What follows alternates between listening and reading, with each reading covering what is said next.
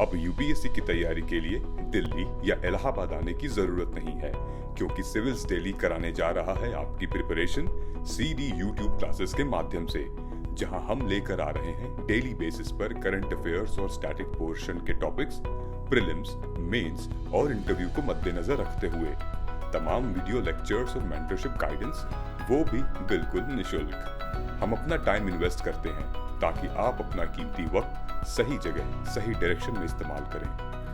Press the bell icon and subscribe to our channel to follow #CDRituals। नमस्कार दोस्तों, उम्मीद है आप सब अच्छे होंगे। मैं सिद्धार्थ, आपका मेंटोर, स्वागत करता हूं सिविल्स डेली के इस यूट्यूब क्लासेस पर, जहां आज हम बात करेंगे यूपीएससी प्रीलिम्स और मेंस से जुड़ी कुछ इंपॉर्टेंट एंड रेलेवेंट टॉपिक पर, from the Hindu and Indian express editorial and op-ed section. Okay, तो दोस्तों आज है 14 जनवरी और दिन क्या है? फ्राइडे। वीकेंड नजर आ रहा है। सो आगे बढ़ने से पहले मैं आप सबको मकर संक्रांति की यानी खिचड़ी की ढेर सारी शुभकामनाएं देना चाहते हैं, और आप अपने फैमिली के साथ, अपने फ्रेंड्स के साथ ये फेस्टिवल सेलिब्रेट करिए। देखिए, बैक टू बैक फेस्टिवल्स आ रहे हैं, इसका ये मतलब नहीं कि आप बिल्कुल अपनी सावधानी से हट जाएं। सो वो 2 गज दूरी, मास्क है ज़रूरी वाला प्रोटोकॉल प्लीज़ फॉलो करिए।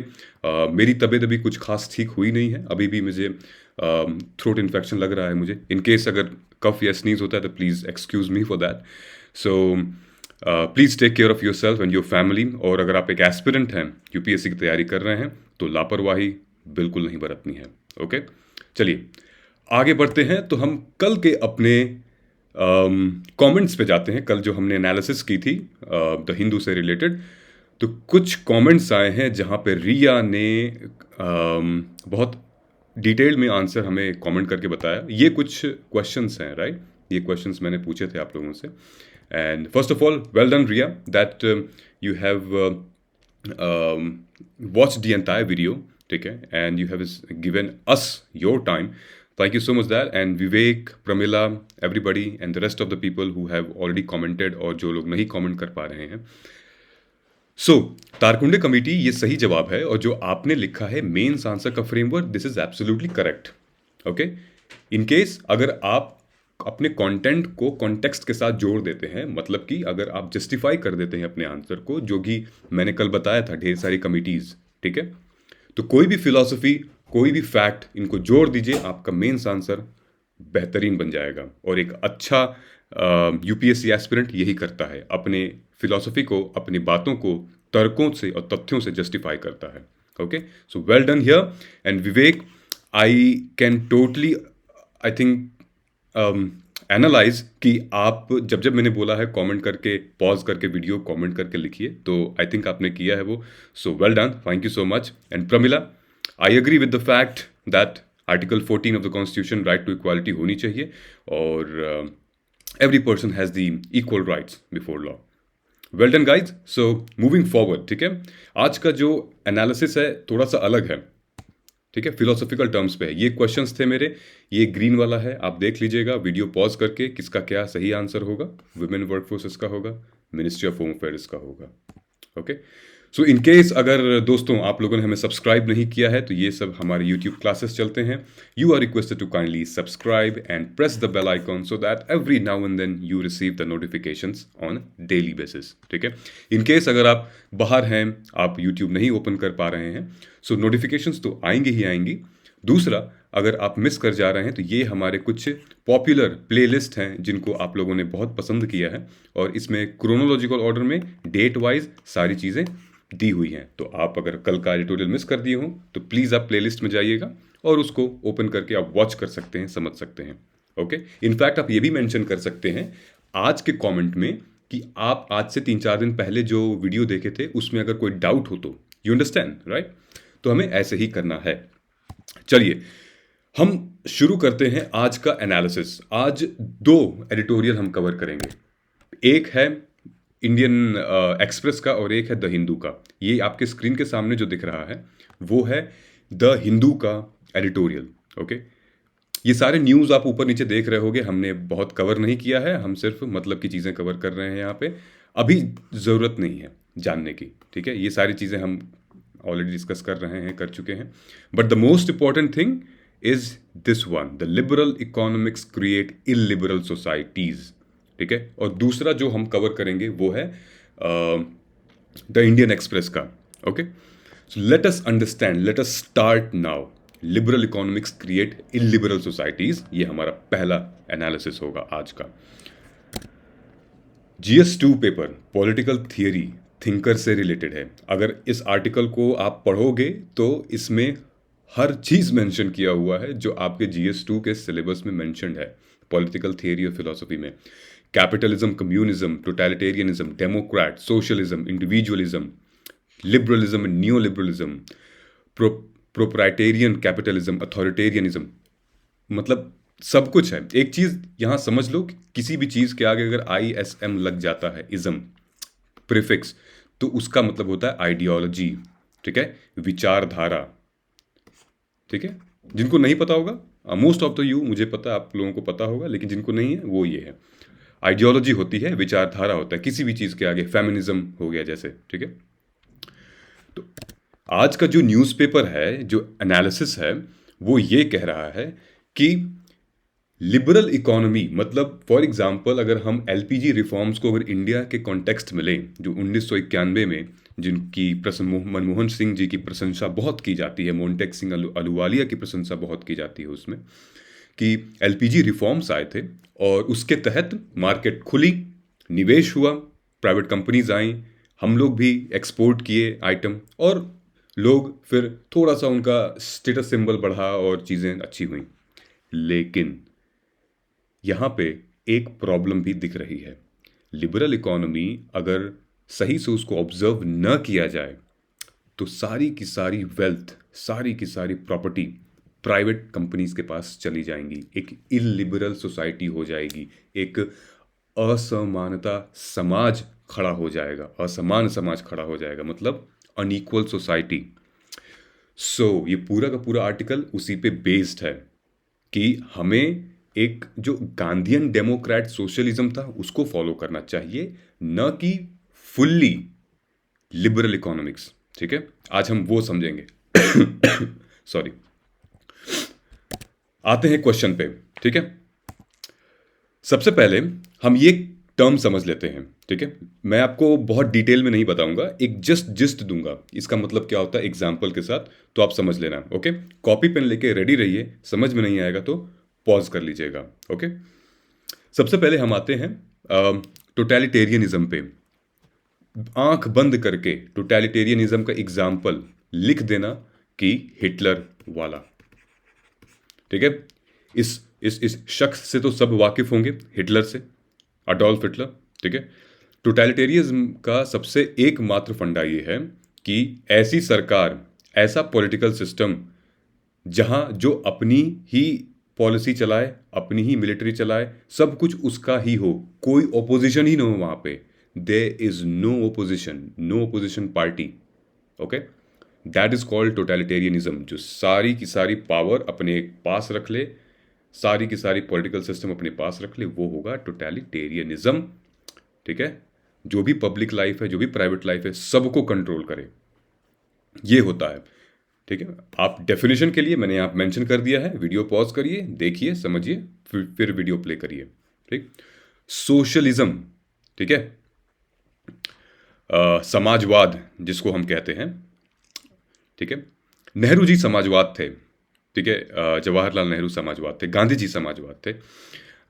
समाजवाद का मतलब क्या होता है यहाँ पे, कि वो सोसाइटी जिसका, जो कि अपनी इकोनॉमिक्स और अपनी पॉलिटिक्स, वर्कर्स जो होते हैं ना, जो जो लोअर क्लास होते हैं, जो कि बिल्कुल ही प्रोलेटेरिएट होते हैं, अगर हम कार्ल मार्क्स की भाषा में बोलें तो, उनसे रन करने वाली जो सोसाइटी है, उनके निजी जीवन पे सामाजिक आर्थिक बराबरी देखी जाए, इक्वालिटी देखी जाए, इक्विटी देखी जाए, वो होता है सोशलिज्म, समाजवाद, ठीक है।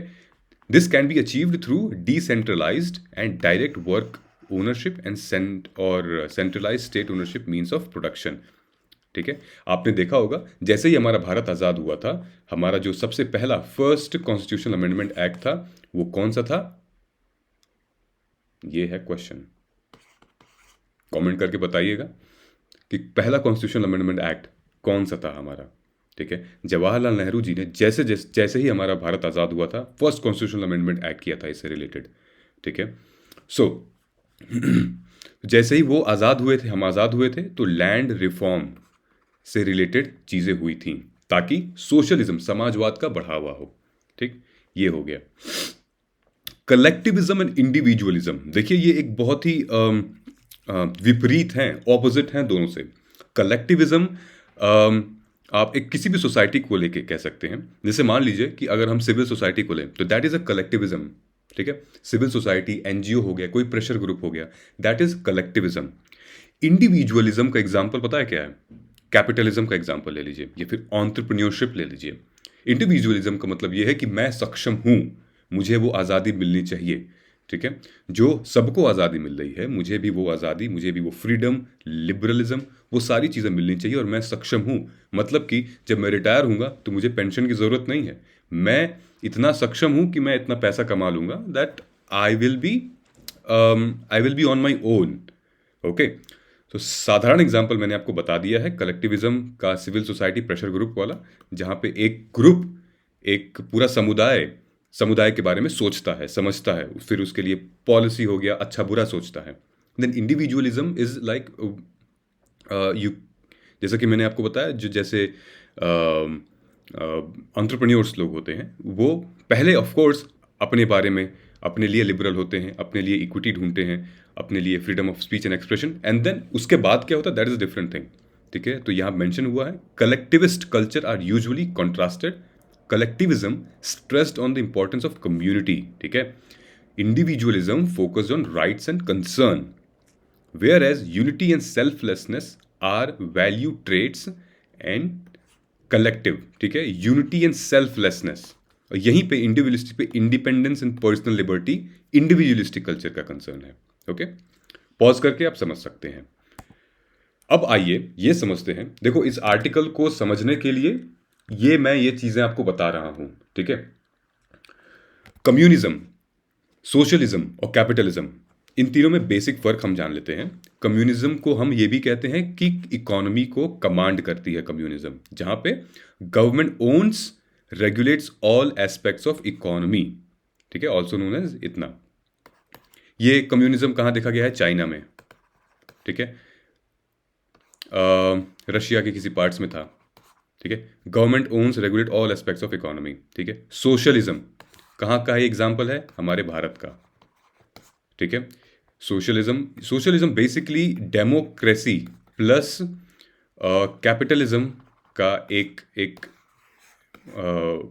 बहुत सही एग्जाम्पल है। मतलब socialism, democracy plus capitalism is equal to socialism, ये नया ट्रेंड चल रहा है।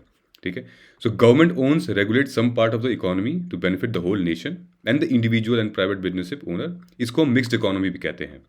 Capitalism, free market and enterprise. जब हम फ्री मार्केट और फ्री एंटरप्राइज की बात करते हैं तो ये आ जाता है नियो लिबरलिज्म। ठीक है, so capitalism, individual and private business own everything and make economy decision free from the government. Basically हम यूएस का एग्जांपल यहां ले सकते हैं। ठीक है, कहीं ना कहीं अब चाइना भी यहां एंटर कर रहा है, थोड़ा मोड़ा इसमें कम्युनिज्म इन्वॉल्व है चाइना में भी अभी। ओके, तो ये समझ में आ गया बेसिक क्या होता है कम्युनिज्म, सोशलिज्म और कैपिटलिज्म का। ठीक है, हिंदी में कैपिटलिज्म को पूंजीवाद कहते हैं, इसको समाजवाद कहते हैं, और कम्युनिज्म आपका इकोनॉमी कमांड करता है। ओके, अब देखिए समझते हैं लिबरलिज्म वर्सेस नियो लिबरलिज्म। ये मेरे को एक आर्टिकल मिला था, मैं वेबसाइट पे एक सर्च पे गया था, तो एक बड़ा ही ज़बरदस्त मुझे दिखा, तो मैंने इसको स्क्रीनशॉट लेके यहाँ पे लगा दिया है। तो लिबरलिज्म और नियो लिबरलिज्म प्राइमरली क्या करता है? लिबरलिज्म एक पॉलिटिकल फिलॉसफी है और नियो लिबरलिज्म एक इकोनॉमी फिलॉसफी है। यहाँ मैंने आपको बताया था। So capitalism is now moving forward in which direction? Capitalism is moving forward in neoliberalism direction। मतलब कि यहां पे focus on free trade and privatisation etcetera. और लिबरलिज्म क्या है? Mainly focus on individual rights, religion, ownership. ठीक है, came into an age of enlightenment, came into 20th century. इसके हम समझेंगे अभी। Popular events in many nations, used in decline in terms of now rarely used। Basically liberal, ये जो term है liberal, ये कहाँ से आया था? हमारे फिलोसोफर थे, बहुत महान फिलोसोफर रहे हैं, जो आपके सिलेबस में भी आपको पढ़ना है, वो है जॉन लॉक, JL। ठीक है, जॉन लॉक का सीधा सीधा ये मानना था कि जो लिबरलिज्म है, ठीक है, लिबरलिज्म एक बर्थ राइट से मैच करता है। ये आपका एक अधिकार होता है। कहते हैं ना कि जब जैसे आप पैदा होते हो तो फिर कुछ ना कुछ आपके राइट्स ऑलरेडी बंध जाते हैं। और कौन कौन से राइट होते हैं? That right to freedom, inherit property and led a free life. ठीक है, this should not violate depending on the individual social connection. ठीक है, लिबरलिस्ट जो होते हैं कि वो एब्सोलूट मोनार्की एब्सोलूट मोनार्की को रिजेक्ट करते हैं। इनफैक्ट जिनके पास जो अभी हमने बात की है ना टोटलिटेरियनिज्म की, उनको रिजेक्ट करते हैं, मोनार्की को रिजेक्ट करते हैं, ये राजा रानी वाला कंसेप्ट को रिजेक्ट करते हैं। लिबरलिज्म जो फॉलो करते हैं वो डेमोक्रेसी को अपना शस्त्र मानते हैं। डेमोक्रेसी मतलब क्या? हम अपना प्रतिनिधित्व चुन सकते हैं, हम अपना नेता चुन सकते हैं, हम अपना प्राइम मिनिस्टर PM चुन सकते हैं, प्रेसिडेंट चुन सकते हैं। ओके, लिबरलिज्म का मेन कंसेप्ट जो आया वो फ्रेंच रिवॉल्यूशन के बाद ही आया था। ठीक है, जब अमेरिका में रेनेसां हुआ, ठीक है, पुनर्जागरण जिसको कहते हैं हम, या फिर यूरोप में रेनेसां हुआ, तो मार्केट चेंज हुई, बहुत सारे रेवोल्यूशंस हुए। उसके बाद लिबरल गवर्नमेंट 19th सेंचुरी में इस्टेब्लिश हुई और ये कंसेप्ट इतना चला कि आज हम इंडिया वर्ल्ड की सेकंड लार्जेस्ट डेमोक्रेसी हैं और हम इन सारे कंट्रीज से कुछ ना कुछ अपने कॉन्स्टिट्यूशन में अडॉप्ट किया है हमने। Today it is a powerful influencing political force through out the world. Okay, अब हम समझते हैं इस आर्टिकल को। तो जो अरुण मायरा साहब हैं, इन्होंने कहा है कि जैसे कोविड का प्रिंसिपल, मतलब कि जो कहाँ से वो ओरिजिनेट हुआ है, ठीक है, किस चीज़ से वो ओरिजिनेट हुआ है, वो अब तक साइंटिस्ट नहीं खोज पा रहे हैं। ठीक है, वैसे ही ये लिबरल इकोनॉमी, बहुत अच्छी एनालॉजी इन्होंने यूज़ की है, वैसे ही ये लिबरल इकोनॉमी के बारे में कह रहे हैं। अब लिबरल इकोनॉमी तो आई है, कंसेप्ट आ गया है, ठीक है, लेकिन इसके जो सिम्पटम्स हैं वो बहुत खतरनाक हैं और वो दिख रहे हैं अब। जैसे कोविड कहाँ से आया है नहीं पता, ठीक है, लेकिन इसके जो सिम्टम्स हैं वो अब धीरे धीरे दिख रहे हैं, इसके कई सारे वेरिएंट्स दिख रहे हैं आपको। वैसे ही जो लिबरल इकोनॉमीज है वो भी अब कब आया कैसे आया ये तो हमें थोड़ा मोड़ा पता है कंसेप्ट, ठीक है, लेकिन इसके जो सिम्टम्स हैं वो कैसे कैसे हैं। जैसे लिबरल सोसाइटी, तो यहाँ पे इन्होंने कहा है कि पॉलिटिकल इकोनॉमिक सिम्टम्स, ठीक है, लाइक कोविड-19 virus whose origin scientist are struggling to understand, another disease has been crippling wellbeing of the nation. ठीक है, सो पॉलिटिकल सिम्टम्स क्या हैं? पॉलिटिकल सिम्टम्स ये हैं कि भाई डेमोक्रेसी और सेक्युलरिज्म को खतरा हो सकता है। ठीक है, इलिबरल सोसाइटी अगर होगी तो डेमोक्रेसी और सेक्युलरिज्म पे खतरा होगा। इकोनॉमिक सिम्टम क्या है? इकोनॉमिक सिम्टम ये होंगे कि अनसस्टेनेबिलिटी ऑफ इकोनॉमिक ग्रोथ। अभी अभी न्यूज़ में आया था, नेशनल फैमिली हेल्थ सर्वे का आर्टिकल था कि भारत सब उन देशों में, डेमोक्रेटिक कंट्री की बात हो रही है, कि सबसे ज़्यादा असमानता इनकम के बेस पे, आय संपत्ति के बेस पे सबसे ज़्यादा असमान देश है, इनइक्वल देश है। ठीक है, जिसकी भारत की जो 50% ऑफ इनकम है वो टॉप 10% लोगों के पास है, और बाकी के जो 50% है, बाकी 50% जो पॉपुलेशन है, 80% 60% जो पॉपुलेशन है, उनके पास इनकम कितनी है? मात्र 10%। ठीक है, ये देखिए यहाँ पे मेंशन किया उन्होंने, the rich gets richer while millions at the bottom fall of the ladder. The inequality of wealth have increased around the world and India is becoming one of the most unequal countries. ठीक है, तो liberal economy तो हुई थी, privatisation हुआ था, तो ये तो आना ही था illiberal society. So this is how you can substantiate in your mains answer as well. ठीक है, इन्होंने कहा है economic disappear is feeding the rise of authoritarianism, nationalism and identity politics. ठीक है, अभी क्या हुआ है कि आपने सुना होगा न्यूज़ में कि एलॉन मस्क ने आई थिंक ट्वीट किया है, एलॉन मस्क की जो टेस्ला है, जो कि इलेक्ट्रिक कार है, उन्होंने ये कहा है कि इंडिया के मार्केट में हमें जब उतरना है तो बहुत सारे पेपर वर्क करने पड़ रहे हैं, बहुत सारे ब्यूरोक्रेसी के थ्रू उनको जाना पड़ रहा है। नो डाउट, ऑफ कोर्स जाना पड़ेगा, लेकिन इसका साफ साफ एग्जाम्पल यहाँ दिख रहा है आपको। Economic despair is feeding the rise of authoritarianism and nationalism. अगर आप, लेट्स से हमारी गवर्नमेंट ये कहा कि नहीं, हम यूएस की किसी कंपनी को नहीं आने देंगे, हम जो है वोकल फॉर लोकल को हम करेंगे, हम India make in India programme को हम प्रमोट करेंगे, हम बाहर के निवेश जो भी ये कंपनीज हैं उनको नहीं आने देंगे, ठीक है। तो इससे क्या होगा कि इकोनॉमिक डिस्पेयर हो जाएगा। क्यों? क्योंकि एक कोई अथॉरिटेरियनिज्म गवर्नमेंट है, एक राष्ट्रवादी एक सरकार है जो कि किसी आइडेंटिटी पॉलिटिक्स को, मतलब किसी स्पेसिफिक लोगों को इन्फ्लुएंस कर रही है, स्पेसिफिक लोगों की तरफ बायस हो रही है, ठीक है। तो that is not and concept of liberal economy, okay, that is not a concept of neoliberalism, that is not a concept of free market, okay. So liberal who continues to advocate for more liberal economies must understand how their ideas have caused the rise of anti-liberal societies and the government which they lament, ठीक है। इन्होंने कहा है privatisation, ठीक है, privatisation of everything become another ideological imperative in economics by the turn of the century, ठीक है। Selling off public enterprises raises source for fund starved government। अभी हमने सुना है कि इंडियन गवर्नमेंट कुछ सेक्टर्स हैं, जैसे रेलवेज है, ठीक है, एयरपोर्ट्स हो गए, कोल फील्ड्स हो गए, एंड अभी बात चल रही है पीएसयूज की, पब्लिक सेक्टर अंडरटेकिंग, और भी कई सारे ऐसे पब्लिक प्रॉपर्टीज़ हैं, ठीक है, जहाँ पे इनको प्राइवेटाइज करने की बात की जा रही है। मतलब कि इनका जो शेयर है वो 51 और 49 का शेयर होने जा रहा है। 49 will be like private companies, 51 will be like government का शेयर होगा, जिसमें प्राइवेट कंपनीज निवेश करेंगे और फंड रेज करेंगे। तो ये एक तरीके का मॉडल ठीक है, लेकिन हम हर सेक्टर में प्राइवेटाइजेशन अगर कर दें तो क्या ये जायज़ है? क्या ये एक इलिबरल सोसाइटी को जन्म नहीं देगा? राइट। तो एक कंसेप्ट भी आया था, मैं शायद भूल रहा हूँ वो कौन सा कंसेप्ट है, I will let you know guys, कि एक कंसेप्ट था जहाँ पे गवर्नमेंट कुछ टाइम के लिए, कुछ टेन्योर के लिए, लेट्स से 5 साल के लिए, अभी रिसेंटली न्यूज़ में आया था कि किसी हाईवे को, आई थिंक मुंबई के हाईवे को गवर्नमेंट ने प्राइवेटाइज किया है, उसको मतलब लीज पे दिया है 5 साल के लिए।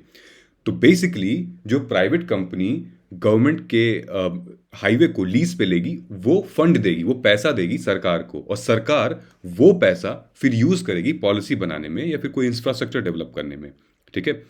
और तब तक 5 साल तक वो जो प्राइवेट कंपनी जो नेशनल हाईवे लीज पे ली है, उसको वहाँ पे मॉल बना सकती है, वहाँ पे ढाबे बना सकती है, वो उसको जैसे मर्जी वो प्राइवेटाइज करे। 5 साल तक वो उनके पास है, उसके बाद फिर सरकार के पास चली जाएगी, तब तक गवर्नमेंट के पास वो पैसा आ जाएगा।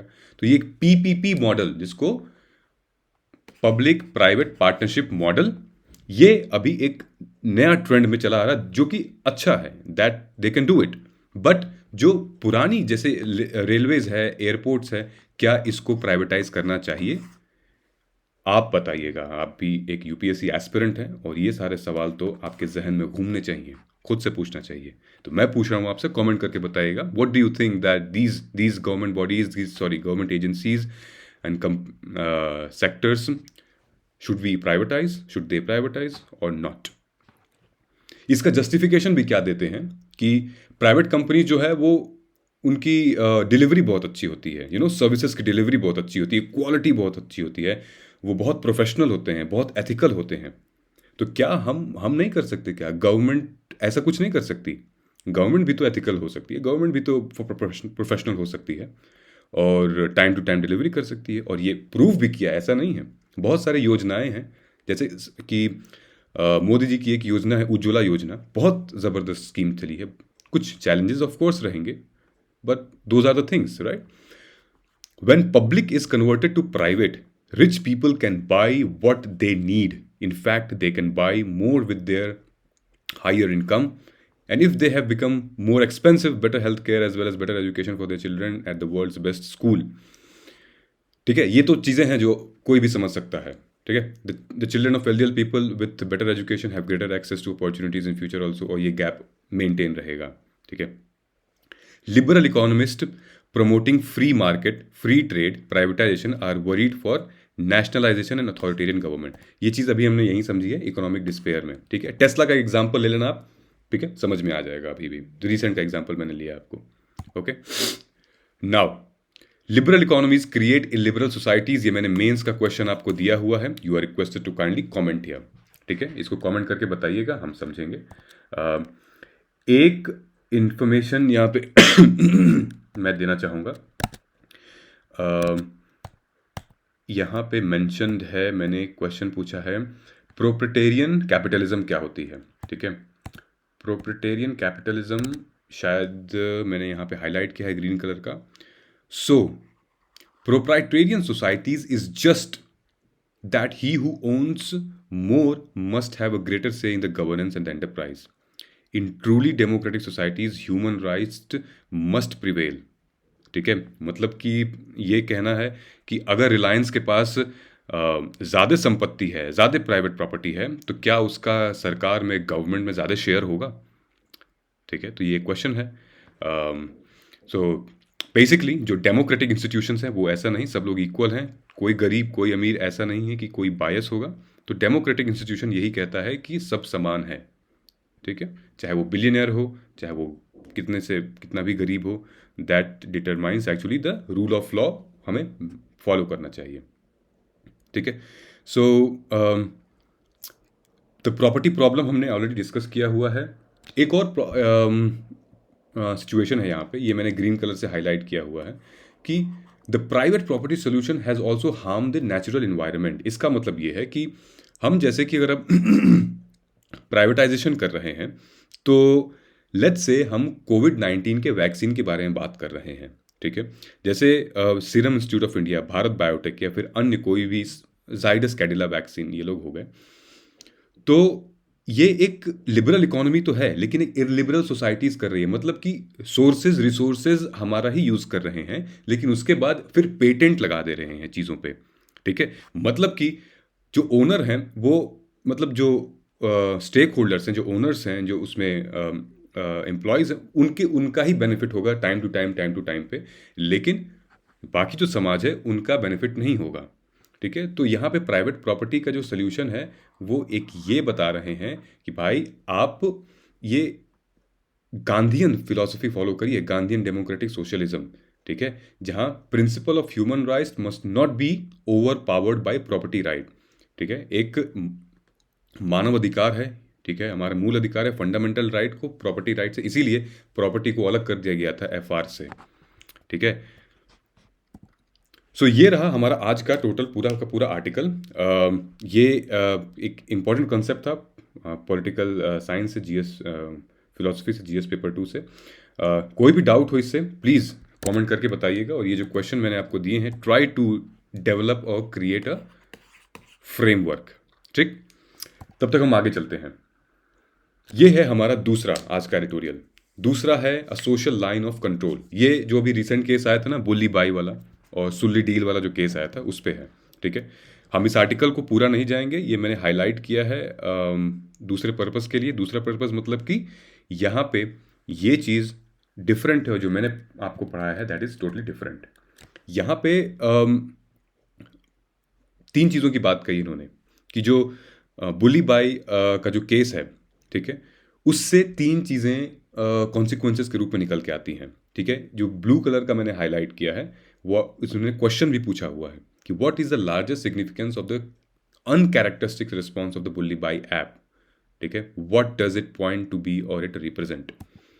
सबसे पहले हम ये समझते हैं Bulli Bai, no doubt that's a cyber crime against women. ठीक है, ये GS1 से रिलेटेड है और पूरा का ऑलमोस्ट आपका इंडियन सोसाइटी GS1 GS2 से रिलेटेड है, GS3 से रिलेटेड है. ठीक है, कुछ इंपॉर्टेंट की फ्रेजेस इसमें आए थे, जैसे ऑक्शन, गिटहब क्या है, जेंडर बेस्ड वायलेंस. ठीक है, स्टॉकिंग, मॉर्फिंग, स्पूफिंग, वॉयरिज्म. सबसे पहले हम एक बैकग्राउंड समझते हैं बुली बाई वाला कॉन्स्पिरेसी ऐप ये केस क्या था, ठीक। अगर आपको पता भी होगा तो आप हल्का सा फास्ट फॉरवर्ड कर सकते हैं, जिनको नहीं पता होगा वो समझ लीजिए, ठीक है। सो रिसेंटली अभी इंडियन वुमेन प्रेस कॉर्प ने एक टर्म दिया है बुल्ली बाई ऐप, जिसको कहा गया है एक पूरा का पूरा वेल प्लान्ड कॉन्स्पिरेसी है। क्या कॉन्स्पिरेसी है? To persecute minority and promote gender based violence, male female, ठीक है। A year after Sulli deals, an auction of Muslim women on social media triggered on uproar another vile app, Bully Buy। ये एक ऐसा app है जहां पे Muslim women का auction सरेआम नीलामी होती है मुस्लिम वुमेन्स की ऑनलाइन। तो अब जो नया क्राइम कहाँ पे हो रहा है? इंटरनेट पे अब सारे क्राइम सब शिफ्ट हो रहे हैं। सो वॉरफेयर का चौथा एंगल है ये इंटरनेट, ठीक है, साइबर क्राइम जिसको कहते हैं। So Bulli Bai controversy surface as several Muslim women found themselves an auction on the app. और ये कौन लोग थे जिनका ऑक्शन हो रहा था? ये इमेजेस को मॉर्फ करके, ठीक है, सॉफ्टवेयर के थ्रू इमेजेस को चेंज करके, और किसका किसका इमेजेस ये लोग लगा रहे थे? ये पॉपुलर जर्नलिस्ट का इमेज लगा रहे थे, किसी एक्टिविस्ट का इमेज लगा रहे थे, किसी फेमस लॉयर का इमेज लगा के उनको सेल कर रहे थे उन वुमेन्स को। Auction in the disgusting app. Bulli Bai का केस समझने से ज़्यादा इंपॉर्टेंट है गिटहब। गिटहब क्या है? ये क्वेश्चन आ सकता है आपके एग्जाम में कि GitHub it's a world largest open source developer community platform. Open source develop community platform मतलब कि यहाँ पे आप अपना कोई भी प्रोजेक्ट अपलोड कर सकते हैं। उस प्रोजेक्ट का आप कोई भी कोड या नाम दे सकते हैं, आप उसको व्यू, एडिट, ट्वीक, इनफैक्ट आप तो क्या कोई भी कर सकता है उस कम्युनिटी में बने हुए, कोई भी उसको चेंज कर सकता है, ट्वीक कर सकता है, ठीक है। सो ये एक ओपन सोर्स डेवलपर सॉफ्टवेयर है जहाँ पे दूसरे लोग भी कोलैबोरेट करते हैं और आपको सुझाव देते हैं, तरीका देते हैं कि नहीं भाई ऐसे नहीं, ऐसे बनाओ। ये 2005 में इंट्रोड्यूस हुआ था by Linus Torvalds. The developer of the open source operating system is Linux, ठीक है, to track changes in a set of file for coordination in software development, ठीक है। इसकी वजह से ही इसको बेस बनाया गया और फिर बुली बाई का ऐप क्रिएट किया गया, ठीक। तो मुद्दा क्या था यहाँ पे? सबसे ज़्यादा ये है कि क्राइम अगेंस्ट वुमेन, ठीक। क्राइम अगेंस्ट वुमेन को हम थोड़ा सा रोकते हैं यहाँ पे, हम यहाँ पे आते हैं आर्टिकल पे। तो आर्टिकल में इन्होंने कहा है कि जो सतीश देशपांडे जी हैं, जितने भी इसके अरेस्ट रिसेंटली अभी इनके कुछ ये लोग कुछ अरेस्ट हुए थे, विशाल, श्वेता, मयंक। सबसे बड़ा मुद्दा ये है कि जो अरेस्ट हुए हैं वो सारे के सारे हिंदू हैं और ऑक्शन किसका हो रहा था? मुस्लिम वुमेन का। तो एक हिंदू मुस्लिम डिवाइड यहाँ दिख रहा है, एक हिंदू मुस्लिम रोल दिख रहा है। सो मतलब कि जो हिंदू और मुस्लिम जो डिवाइड एंड रूल वाली पॉलिसी जो ब्रिटिश ने इंट्रोड्यूस की थी वो आज भी चली आ रही है। और हिंदू मुस्लिम एक जो कम्युनलिज्म चला आ रहा है वो, ठीक है। क्योंकि ये कम्युनलिज्म का कंसेप्ट आया कब से? भारत तो इतना कम्युनिज्म मतलब था नहीं, क्योंकि जब हम बुद्धा के टाइम पे लें, उस टाइम पे भी बहुत टॉलरेंट था, ठीक है। हमारे सम्राट अशोक बहुत टॉलरेंट थे, कभी उन्होंने भेदभाव नहीं किया। इनफैक्ट अकबर इतने महान शासक रहे हैं मुगल राज के, वो टॉलरेंट थे, उन्होंने कभी नहीं किया। लेकिन वहीं पे औरंगजेब टॉलरेंस बर्दाश्त नहीं होती थी, उसने तो पूरा का पूरा शरीयत लॉ ही अपने किताब में लिख दिया और मेंशन कर दिया, ठीक है। मेन जो आया कम्युनलिज्म का मुद्दा वो ब्रिटिश शासन लेके आई, डिवाइड एंड रूल पॉलिसी, और तभी से हिंदू मुस्लिम लड़ाई होती आ रही है। तो इस पूरे के पूरे आर्टिकल में 3 चीज़ें मेंशन यही की गई हैं कि बुल्ली बाई वाला जो केस था वो हिंदू मुस्लिम डिवाइड को एलिवेट करता है और मतलब प्रख्यात बनाता है, ठीक है। सो चाहे विक्टिम हो, चाहे कोई परपेट्रेटर हो, ठीक है, चाहे क्राइम कर रहा हो या क्राइम सहने वाला हो, कोई मैटर नहीं करता। हाँ, क्या मैटर कर रहा है कि एक डिवाइड है हिंदू और मुस्लिम के बीच में, ठीक है। ये वाला एंगल इसमें इन्होंने मेंशन किया है, ठीक। जो दूसरा एंगल मैंने आपको बताया है वो बताया है क्राइम अगेंस्ट वुमेन से रिलेटेड, ठीक। सो क्राइम अगेंस्ट वुमेन से रिलेटेड ढेर सारे आ जाते हैं। Cyber stalking, harassment through emails, communalization, cyber bullying, morphing, email spoofing, cyber defamation, trolling and bullying, gender bullying. ठीक है, तो ये सारे कुछ ऐसे कीवर्ड्स हैं, ऐसे कंसेप्ट्स हैं जो क्राइम महिलाओं के अगेंस्ट हैं, वो भी ऑनलाइन साइबर क्राइम। ठीक है, आई एम श्योर ये सारी चीज़ें आपने देखी होगी, समझी होगी। इसको आप वीडियो पॉज करके आप देख लेना, आपके लिए ही मैंने ये डाल रखा है। एज सच कोई बहुत रॉकेट साइंस नहीं है, ये ऑलरेडी चीज़ें आप जानते होंगे। और इस केस के थ्रू हमने एटलीस्ट इन सारे इन्फॉर्मेशन को ये सब कुछ समझा है। ठीक है, तो आपके लिए एक होमवर्क भी है कि what are the initiatives and laws to prevent cyber crime against women. आपको क्या क्या करना है, आपको कॉन्स्टिट्यूशन से रिलेटेड बताना है, आर्टिकल और ये लॉ आए हैं, गवर्नमेंट पॉलिसी या कोई स्कीम आई है इससे रिलेटेड, वो बताना है आपको। हमारे इंडियन पिनल कोड में कोई सेक्शन है क्या जो कि क्राइम अगेंस्ट वुमेन को रोकता है? साइबर लॉ कुछ ऐसा हुआ है, भारत सरकार ने कुछ ऐसा किया है साइबर लॉ से रिलेटेड जो क्राइम अगेंस्ट वुमेन को रोके? ये सब कमेंट करके आपको बताना है। ठीक है, ये आपके कीवर्ड भी हो, अरे सॉरी, ये आपके फ्रेमवर्क भी हो सकता है मेंस आंसर का। Constitutional initiatives and constitutional provision, government policies and initiative, Indian penal code में क्या है साइबर, ये फ्रेमवर्क भी बन सकता है आपका। ठीक है, कमेंट करके आप बताइएगा क्या है। दूसरी चीज़ ये है कि मैंने क्वेश्चन यहाँ पे पुट कर रखा है, recently various applications surfaced on website like GitHub with references discuss the different type of cybercrime committed against the women। ठीक है, ये क्वेश्चन आ सकता है जैसा कि मैंने आपको कहा था। और एक ये, what are the factor responsible of communal violence in India.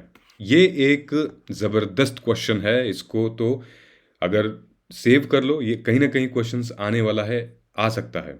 What are the factors responsible of communal violence in India? You never know. You should remember the factor at least. ठीक है, पॉलिटिकल फैक्टर क्या है, economy factor क्या है। तो एक approach होती है पेस्टल अप्रोच हमारे मेंस आंसर में, उसके थ्रू आप जा सकते हो।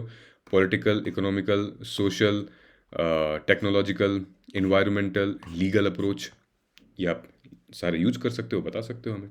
ठीक है, सो आज का एडिटोरियल एनालिसिस यहीं ख़त्म होता है दोस्तों। आज बहुत सारे क्वेश्चंस ऐसे हमने डिस्कस किए हैं जहाँ पे आपकी जिम्मेदारी बढ़ती है कि आप समझें, कमेंट करके हमें बताएं कि इनका मतलब क्या होता है। और ज़रा सा भी कहीं समझ में नहीं आता है तो प्लीज़ कमेंट करिए, हम आपके लिए ही ये सारी चीज़ें कर रहे हैं ताकि आपका टाइम बर्बाद ना हो, आपका टाइम और अच्छे से यूटिलाइज हो। ठीक है, सो अपना ख्याल रखिए, अपने फैमिली का पूरा ध्यान रखिए। कोविड सिचुएशंस काफ़ी बढ़ रही हैं, सक्रियता बढ़ रही है, और हम मिलते हैं कल के एनालिसिस में। तब तक जय हिंद, जय भारत, थैंक यू।